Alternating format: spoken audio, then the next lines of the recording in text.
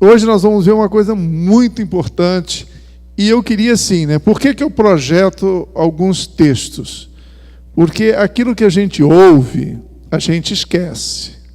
Mesmo quando a gente lê, e a gente não lê várias vezes, por isso que esse livro ele é recomendado que as pessoas leiam no mínimo 3 vezes, porque são muitos conceitos, princípios. Então, quando nós estivermos projetando, o meu objetivo é que vocês leiam para que, ou seja, não só ouçam para esquecer, mas leiam para tentar fixar um pouco alguns desses conceitos. Isso aí vai germinar, e alguns deles na minha vida só foram produzir frutos 2 anos depois. Quando do nada eu comecei a agir de uma forma.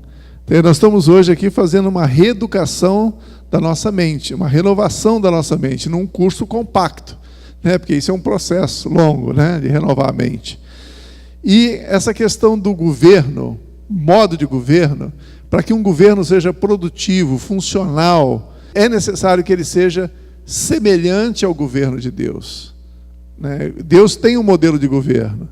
E quando o governo se assemelha, fica parecido, é similar ao modelo de Deus, então você tem paz, produtividade.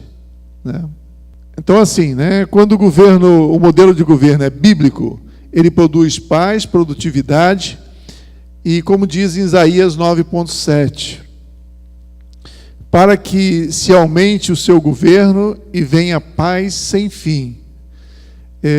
Então, e isso não é uma sabedoria que você vai encontrar fazendo um mestrado ou um curso em Harvard, porque essa sabedoria está na Bíblia, Então, o governo, quando ele não é bíblico, ele produz confusão, dependência e pobreza. E nós vamos ver hoje o porquê isso. Então, seja para família, negócios, igreja, governo civil, a Trindade é a revelação máxima de governo, de modelo de governo, e que inclui, em primeiro lugar, aquilo que nós estávamos falando há pouco. O serviço mútuo. O que é serviço mútuo? Até é interessante que quando eu ministro uma cerimônia de casamento, a primeira coisa que eu faço questão de mostrar, porque às vezes o pastor ou o padre ele vai direto para a questão de vós, esposas, sede submissa a vossos maridos. Mas, se você ler um versículo antes, o que está escrito? Sede submissos uns aos outros. Então, assim, a primeira questão num modelo de governo é não ser servido, é você ter no coração que você está ali para compartilhar serviço. Ou seja, eu sirvo com algumas coisas e alguém me serve com outras. Isso se chama compartilhar serviço, é o serviço mútuo. A segunda coisa é a questão da divisão de trabalho. Ou seja, cada um de nós tem dons, habilidades, e a gente precisa se encaixar no contexto dentro daquilo que é o nosso dom e a nossa habilidade. E o mais difícil, fazer todo o esforço para que sempre nós andemos em unidade, porque uma casa dividida não vai prosperar.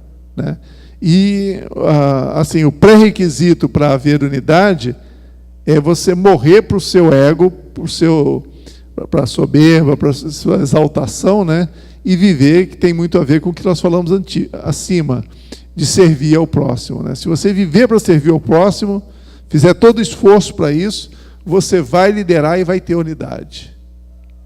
Então, quem quer ser maior, sirva mais, foi o que Jesus falou. Esse é o segredo que são assim, segredos que estão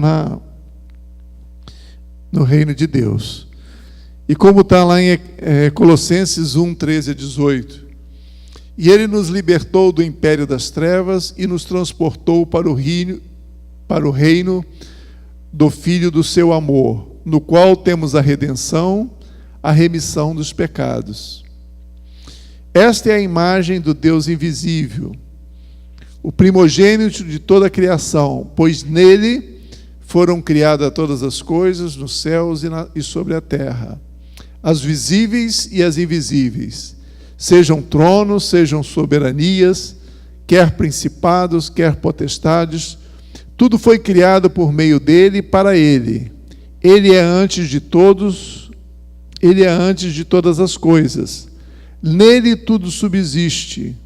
Ele é o cabeça do corpo da igreja. Ele é o princípio, o primogênito dentre os mortos, para em todas as coisas ter primazia. Então, assim, né? Primeira coisa é que a gente ter essa verdade. Nós vivíamos num reino cuja cultura é oposta ao reino de Deus, é a cultura de ser servido, ser exaltado, né?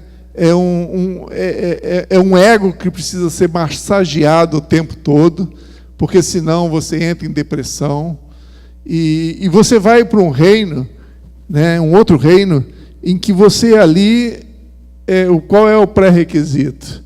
É que o teu ego esteja morto. Porque se o teu ego estiver morto, você não vai ter problema de ficar ofendido quando você não é exaltado, quando seu ego não é exaltado, ou quando você não é massageado. Então, assim, são reinos que têm princípios, valores totalmente opostos. E esse reino que nós fomos transladados, ele tem um cabeça. Ele também é o chefe que deve reinar em todos os subgovernos. Não é só num governo espiritual. Ele é um chefe que está sob todo o governo material aqui na Terra. E isso é uma das coisas que nós vamos ter que incorporar. É entender que há um cabeça sobre todo cabeça, que é Jesus Cristo. Aqui diz que todas as coisas foram criadas por Ele e para Ele, né?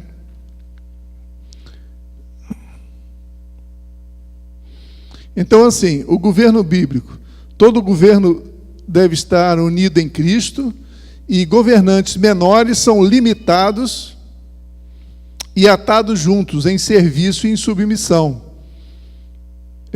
Alguém ou algum grupo é o executivo máximo, e todos os governos menores têm que seguir as diretrizes do chefe e interrelacionarem-se uns com os outros conforme o chefe mandar. Isso também é outra coisa que as pessoas acham, que como você agora é cristão, a hierarquia não existe mais. Ou seja, se você é um governo que se submete uns aos outros, então a hierarquia deixou de existir. Não, a gente vai ver que a hierarquia é algo fundamental. E a obediência à hierarquia é algo que é poderoso. Se você quebra esse princípio, é como se você quebrasse a autoridade de Deus. É Deus Pai, Deus Filho, Deus Espírito Santo. Essa hierarquia existe. E ela jamais é questionada, jamais é quebrada. E nós também não podemos, em qualquer organização, não considerar que se temos um líder, esse líder tem que ser honrado, né, em obediência, né? Agora, cabe a esse líder andar em conselho e não ser um líder que seja autoritário, né, como nós vamos ver. Porque é sábio, é melhor para ele, é mais produtivo, haverá paz se ele andar em conselho. Ou seja, ele não precisa dizer que ele é o chefe. Isso é algo que está intrínseco, que as pessoas precisam reconhecer isso naturalmente. Isso faz parte de um coração de um homem de Deus. E assim nós temos então aquele quadro que eu já mostrei a você, com as 5 esferas do governo humano e como se posiciona o trono de Deus em relação a essas 5 esferas, né? Do trono de Deus vem a sabedoria, vem a palavra de Deus, que quando você cumpre a palavra de Deus, você obtém a justiça, né? E individualmente, cada um em obediência vai obter a retidão na sua vida, né? E assim a igreja, ela é aquela que capacita indivíduos ou famílias ou governo civil ou comercial a governar de acordo com a palavra de Deus, né? E assim você tem a esfera do autogoverno, que é o governo pessoal, você tem o governo familiar, você tem o governo civil, você tem o governo econômico e comercial.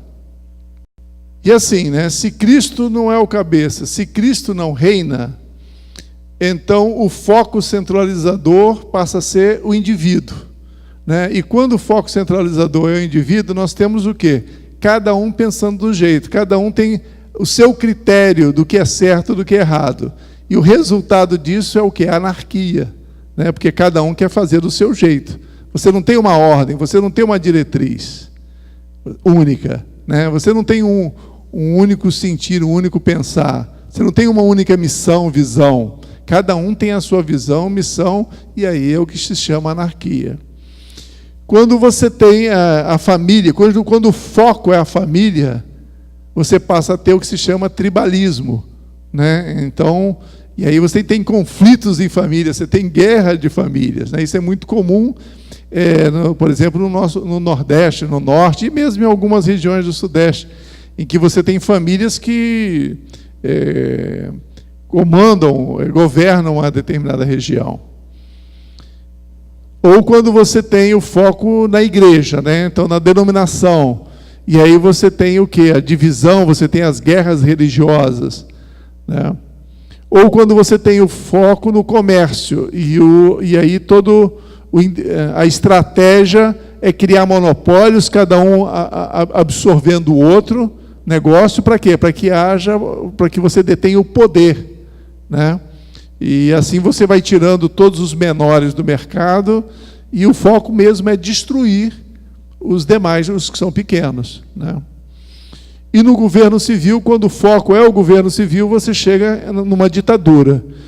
Então, quando o foco está em cada uma dessas questões, você leva a perda da liberdade e você acaba vivendo uma tirania, né? Nessas formas de governo, a autoridade humana de poder é sobre as pessoas, né? O que mata a criatividade, a fé para produzir, né? Isso é uma das questões que nós vamos tentar, assim, trabalhar um pouco hoje. A diferença entre, deixa eu ver se está aqui, entre essas duas filosofias. Quem está no poder tem poder sobre, né, o que os outros, que é o que todas essas formas de tirania levam, e que leva à morte, leva à baixa produtividade, leva à desmotivação, porque você tira a possibilidade de criação. Ou quem está no poder tem a responsabilidade pelos outros. Então, essas duas questões é que a gente tem que, assim, entender bem. Ou seja, nós estamos no poder para ter poder sobre os outros ou para ter responsabilidade sobre os outros.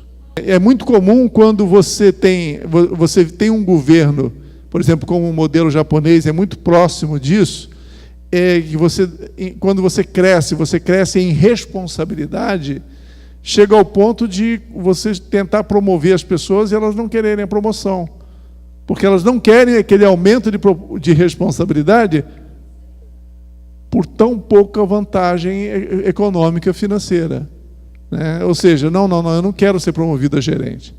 Aqui não, no modelo ocidental, quando alguém lhe oferece uma promoção, você pensa em aumento de ganho, mais privilégio e mais autoridade para submeter as pessoas à sua vontade. No modelo de governo de Deus, é o qual? Aquele que tem mais autoridade, como Jesus, é aquele que deu a sua vida por nós. Então, é um paradigma muito importante para todo aquele que está em autoridade. Eu faço um exercício quase diário nessa questão, né, porque eu tenho uma posição de autoridade e eu mesmo preciso aprender a trabalhar nessa posição que eu estou, pensando como Jesus pensa. E é muito difícil às vezes, porque você trabalha como equipe, né? E as pessoas precisam, você precisa comunicar isso de uma forma não explícita. As pessoas precisam entender que o seu esforço é para trabalhar junto, em conjunto, para gerar mais produtividade, né? Não é porque você não saiba o que tem que fazer, é porque não é para você governar como dizendo para todos o que eles têm que fazer. Senão você anula as pessoas, como um tirano, né? Pode até ser que a curto prazo, como a gente normalmente, quando assume uma posição, tem mais experiência que os demais, as coisas funcionem bem. Mas a longo prazo, O que você criou? O que você desenvolveu? Quem você desenvolveu para te substituir?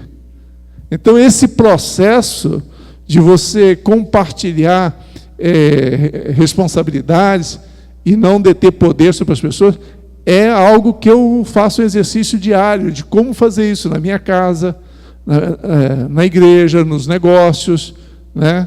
E eu tentava trabalhar isso muito com os acionistas, porque o principal problema nas empresas que eu trabalhava era a guerra que existia entre eles por disputa de poder.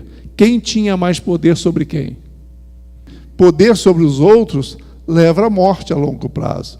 E responsabilidade sobre os outros levanta os outros, leva a vida. Aqui que nós vamos falar mais claramente sobre a questão da hierarquia, né? Embora os membros da divindade sejam iguais, né, Pai, Filho e Espírito Santo, você praticamente não consegue distinguir quem é mais que quem em nenhuma escritura. Se relacionam sobre a autoridade hierárquica do Pai, como um exemplo universal para nós, né? A hierarquia é essencial para termos ordem, para a proteção e desenvolvimento da humanidade. Resultados de não se respeitar a hierarquia. Na família, pais perderam o direito de disciplinar seus filhos. Ok?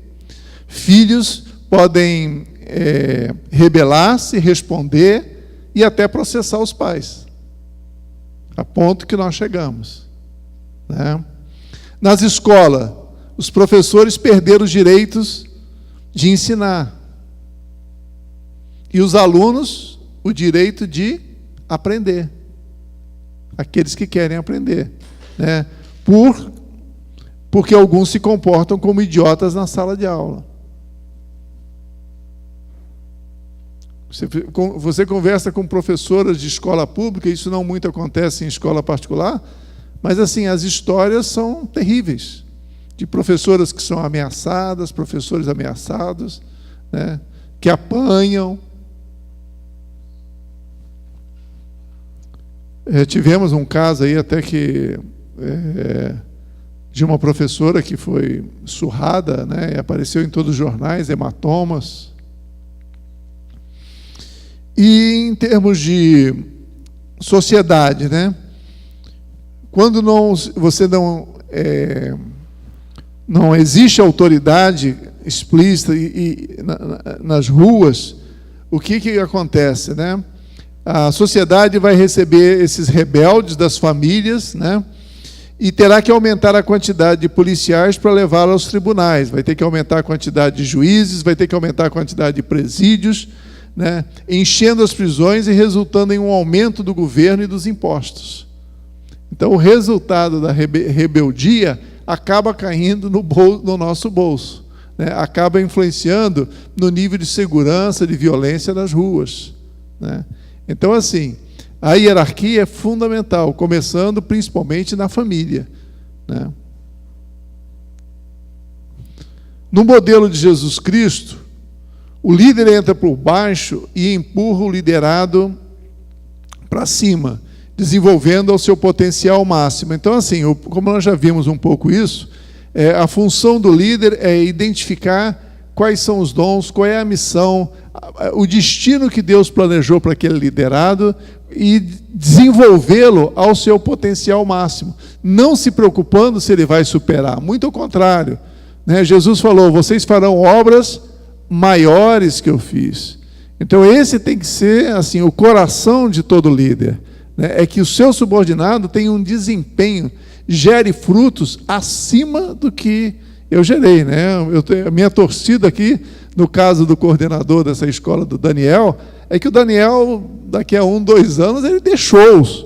Porque, primeiro, ele está se esforçando, ele está estudando, e o meu êxito, quando eu chegar diante do Pai, é o Senhor falar, pô, olha lá o Daniel como é que ele está. Olha só, agora ele já está candidato estão querendo que ele se eleja aí a governador, ou a presidente, né, ou a ministro da economia. Eu falo, pô, é mesmo, senhor, é verdade, olha lá o Daniel lá. E tudo é possível, porque esse é o meu foco. Não é que eu seja a estrela, né? Porque senão eu estou fora da visão do Senhor Jesus. E assim tem que ser cada líder de grupo, cada líder de igreja. É que os seus membros despontem, né? E sejam agentes de influência, né? Que transformem o seu bairro, transformem a sua cidade, transformem a sua empresa. Isso não, ou seja, qualquer outro sentimento diferente é um sentimento de inveja, é um sentimento limitador. E nós não estamos, nós somos criados para dar vida e vida em abundância. Jesus veio para que nós tenhamos. E o que é o que ele veio? O que é trazer o reino dele? É trazer a cultura, é trazer o estilo de ser de Jesus, né? Ser como Jesus. Porque economia, né, negócios, é uma boa isca para evangelismo. Muito legal isso aqui, eu tirei do livro e botei, né? A gente pode conviver com, né, um vizinho que é bissexual, mais 2 travestis, mais um cavalo, né, mais galinha, porco, tudo morando no vizinho, a gente, né, consegue suportar. A gente consegue até suportar igrejas que vão se dividindo, né, a gente se frustra muito com isso, mas a gente consegue conviver. A gente consegue conviver com um governo ruim, né, como foi os governos anteriores. Mas o que a gente não consegue é conviver com o que nós estamos vivendo hoje. O que é? Falta de trabalho, falta de oportunidades, né? Mas não conseguimos viver sem emprego ou dinheiro para as nossas necessidades básicas, como comida, moradia e saúde. Aí você tem um caos no país, você tem revolução, você tem a pior coisa, né? Então, uma das coisas assim que é muito difícil, que muitos cristãos insistem em achar que a democracia é o caminho. E a questão é, por que a democracia não é o caminho? Porque o povo, se não estiver com a sua mente renovada, se ele não, né, por exemplo, hoje, por que o governo do PT tem 30% dos votos? Porque as pessoas que estão votando não entendem o prejuízo que é o modelo socialista comunista, de assistencialismo, que é o que nós temos conversado e tratado aqui. Agora, se você der a oportunidade para o povo sem instrução, sem transformação, e é a responsabilidade de transformar o povo, como nós vamos ver num próximo slide, é nossa, é da igreja. O Senhor Jesus falou, ide e fazei discípulos, ensinai o que eu vos tenho ensinado. E nós ficamos tentando trazer o povo para dentro da igreja, para assistir um culto, para assistir um louvor, para sentir uma emoção, para ouvir um glória a Deus. Isso não vai transformar uma nação. O que vai transformar uma nação é cada um de nós entendermos princípios e levarmos esses princípios para as ruas, para o nosso local de atuação, transformar a mente daqueles. E aí nós vamos ter um povo consciente que, ao aparecer, por exemplo, eu creio que hoje, se vierem candidatos aqui apresentar propostas, nós já estamos um pouco mais preparados para tomar uma decisão mais correta. Mas se nós não tivéssemos tido nenhuma dessas informações, possivelmente a gente estaria escolhendo um candidato cujo modelo de governo, cuja política econômica fosse antagônica ao reino de Deus. E que não fosse trazer paz, produtividade e riqueza para a nossa nação. Então a democracia, do jeito que está hoje, simplesmente é uma pura ilusão. E aí, num curto e médio prazo, os modelos mais próximos do reino de Deus seria um modelo republicano, em que você capacitaria líderes, aí, ou seja, o esforço é menor do que a transformação do povo, você capacitaria alguns líderes, esses líderes representariam o povo e então governariam no lugar do povo, né? Então, líderes sábios são escolhidos pelo povo para governar a igreja, e a igreja deve capacitar tais líderes, né?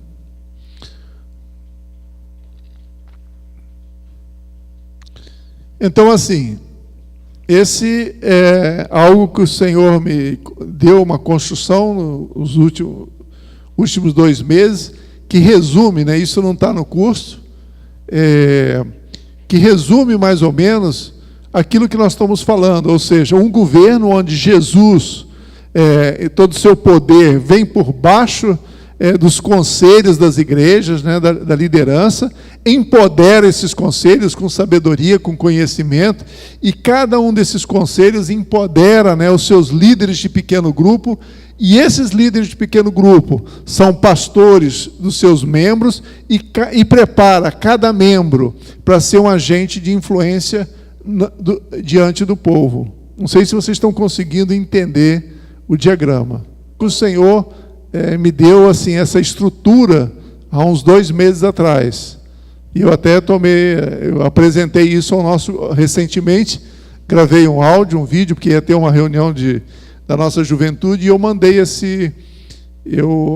apresentei, né, esse modelo para eles, do que nossa igreja deve caminhar no futuro. Não é uma igreja que vai trazer, ou seja, vai querer que o peixe venha aqui para dentro, né, para comer a isca. Nós temos que ir, né, e pescar esse peixe lá fora. E esse peixe mais ansioso por alimento, né, é o peixe que está no mercado de trabalho. Então, resumindo, né, Deus criou o universo, mas não está no controle de todas as coisas. Ele governa sobre todas as coisas, e uma vez filhos, somos convidados a cogovernar com Cristo, em conformidade com suas leis e princípios, colocando as coisas em ordem à maneira de Deus. Amém?